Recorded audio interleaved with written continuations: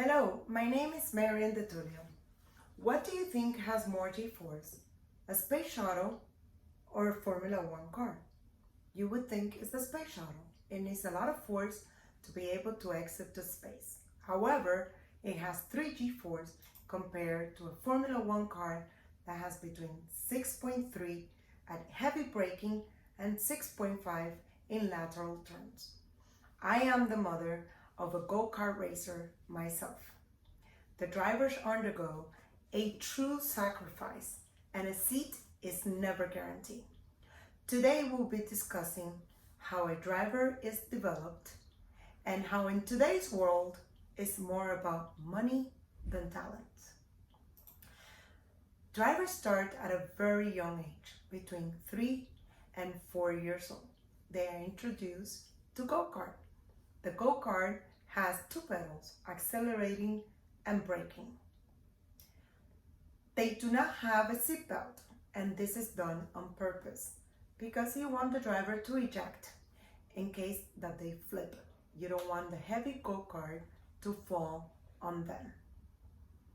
The go-kart also has installed in the wheel a device that is called a micron.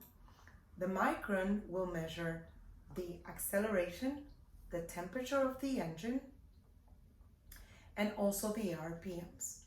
It also has installed a GPS. The data from the GPS is reviewed in a computer after a driver's practice. The coach will be teaching these young drivers where they are braking too late or they are accelerating too early. Now, also, very important for drivers is to keep a lean physique and a balanced diet. A driver that is overweight will cause for their car to go slow. A driver that is underweight will have to install extra weight throughout the car to be able to reach the minimum limit. However, if you are in an ideal weight, it is to your advantage because you can use your body to balance the car wherever you want it to go. Very important is the gear. The drivers have to wear a neck brace, a rib protector, and a suit against fire. In an event of a gasoline spill and a fire, it will prevent from the drivers to get burned. But their identifier and their very unique gear is the helmet. The helmet is mandatory. It has to be a certified helmet and it will only be valid for 5 years. A helmet can cost between $500 and $600, but to make it unique to you, you will have to paint it, and the paint can cost more than $3,000. Now let's talk about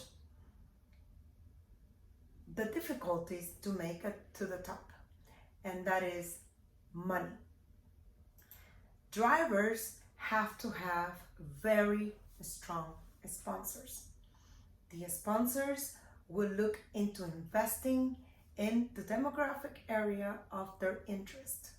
They will also take into consideration investing millions of dollars in events that last a year compared to a golf event that can last 3 months, and they will basically get the same exposure that they want. These drivers that have a very strong financial support from sponsors, but they don't have the same talents or they have less talents than other drivers, will most likely be guaranteed a seat in a team. There is a very strong need for money to maintain these teams. You have to pay for mechanics, engineers, the pit spot, and everything that is required in a team. That is why in today's racing world, the money is very important. This brings me to the conclusion that it doesn't matter what the driver's sacrifices are someone comes with more support, financial support, they will most likely get that seat, regardless of your talent. And this brings me to introduce to you my son, Alessandro De Tullio. His nickname is Alesso. He has been racing go-karts since the age of 4. As parents, and having invested a lot of time and money for the past 10 years, we will continue to support him in every way possible and never give up. We still believe that his talent will prevail over money in the future. Thank you.